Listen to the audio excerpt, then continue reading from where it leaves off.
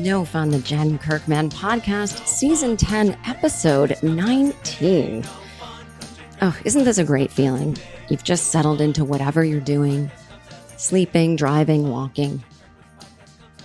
And you're like, it's the beginning of a podcast. Anything can happen. I've just got an hour to half listen to whatever Jen's saying as she distracts me from my own thoughts. Oh, here we are. Beginnings are always so great, aren't they? Now, that's right. There was no new episode last week. That took me by surprise. I fully intended to do an episode. I ended up going to Los Angeles for what turned into me basically getting rid of my place there. And I'll tell the whole story on this podcast. Now, just a reminder, this is a fully listener-supported podcast because this podcast only exists in full on Patreon.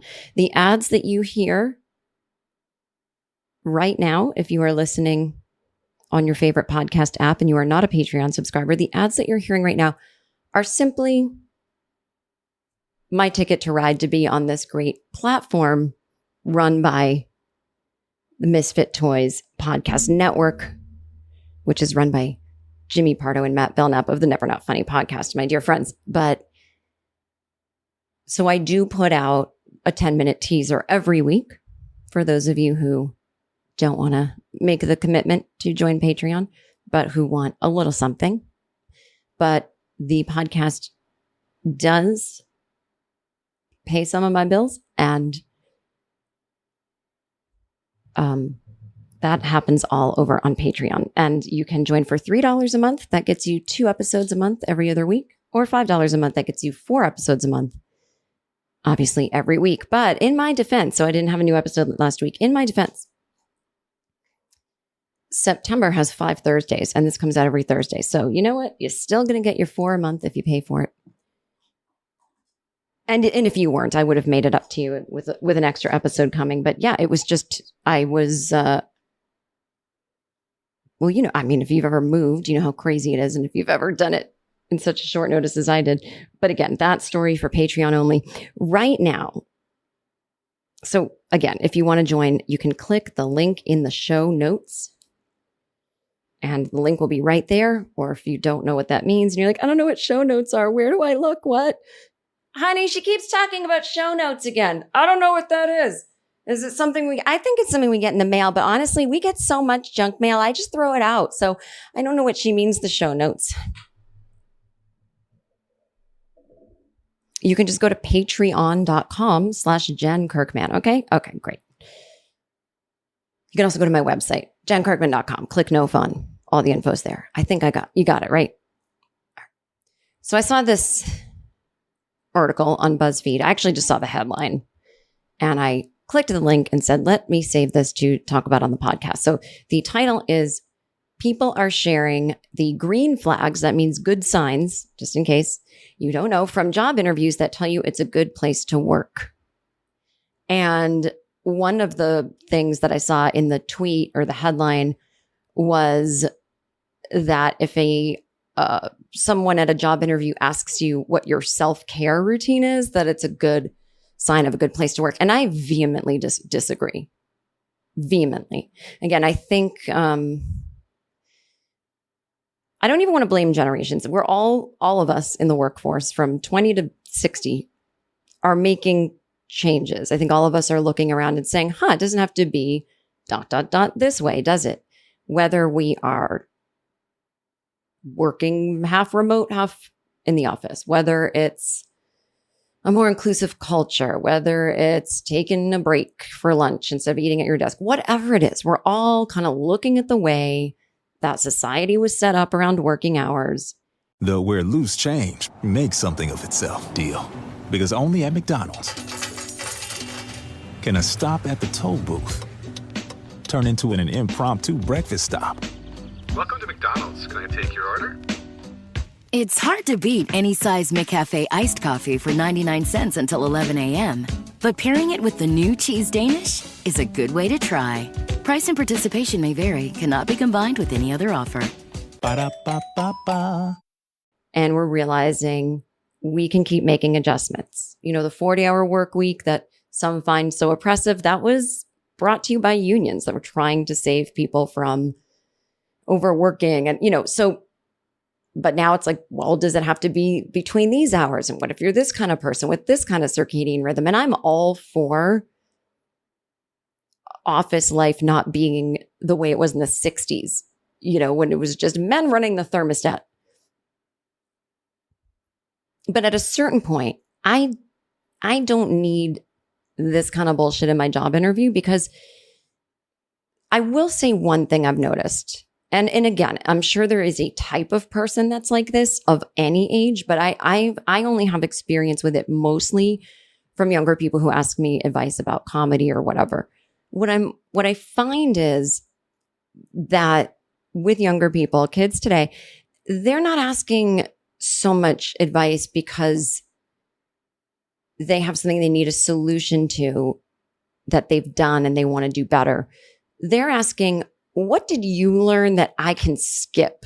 Because I just want to get to the parts where I'm not falling on my face, failing, and where it's uncomfortable. And I get that instinct. I mean, hell, I would totally, probably, I don't know if I would now, but I can see the temptation to want to not have to actually go through the growing pains of something. And look, you're going to hire people that you're going to vibe with in the interview and that are really skilled at whatever you're hiring them for. And then, they might be really skilled. You might enjoy their work, and they might end up being very annoying to work with or horrible or have no boundaries, and you might have to fire them. You as an employee might really feel good about the place that hired you, and then you get there and there's conflict in you. I mean, there's going to be hiring, firing, and quitting. You can't ask so many questions in the job interview that everybody is going to absolutely know how this is all going to work out. You have to save some room for instinct, because even if you're writing, even if you're asking the most amazing questions of all time, people are self-conscious and they're going to white lie, or they're going to say what they think you want to hear. Nobody fully feels confident in themselves. Nobody's not second guessing themselves when they're in any kind of interview. So I always think, why fucking bother with these personal questions? Because it really doesn't matter. If I'm hiring someone, if I was to hire a 40-hour-a-week assistant, I literally don't care what he or she is doing in their personal time. As long as it's not illegal. And even then, as long as they're getting the shit done, there's a lot of people who are a hot fucking mess. They don't do self-care. They're drunk the minute they get home from work, and they wake up with the Pringles stuck to their cheek, and they get to work, and you never knew that happened, and they get it done. If I had been asked these invasive questions in my 20s during my years as an administrative assistant at .coms, if they really knew who I was, it would have gone horribly, but I'm a really good worker. And it turns out that's, as I'm learning, a lot of people with who are high functioning with ADHD they save one environment to be absolutely perfect in, and then they just collapse when they get home, and the people in your personal life get to see the real you. But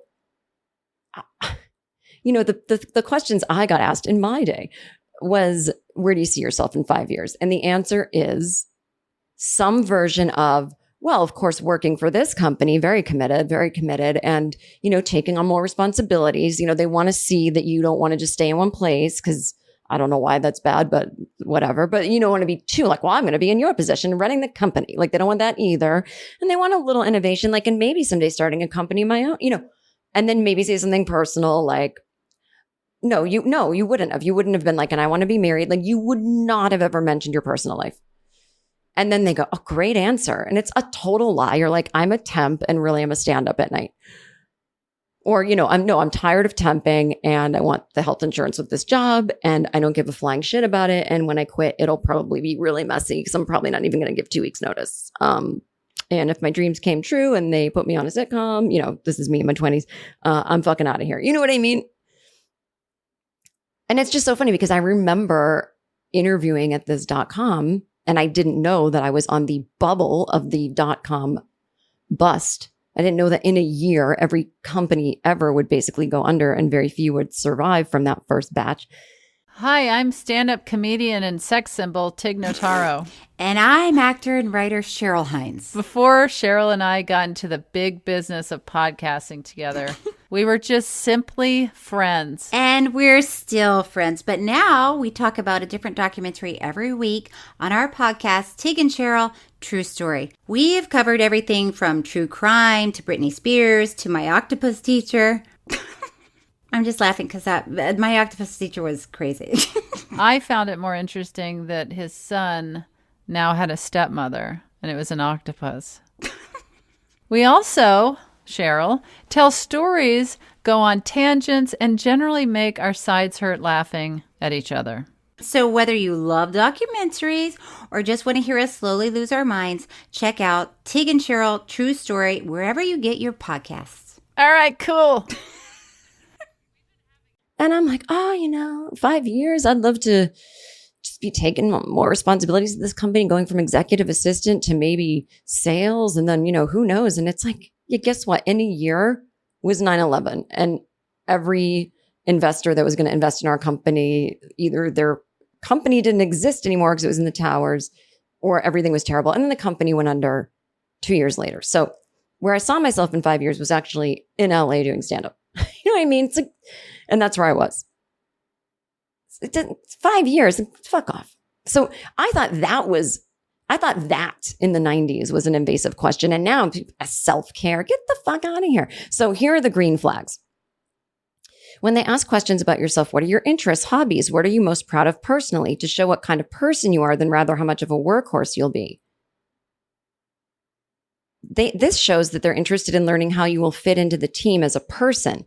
And they aren't interested in someone who eats, breathes, and sleeps work 24/7. They want to take a chance on someone who has work-life balance, who isn't going to burn out in 6 months. See, I don't agree with that.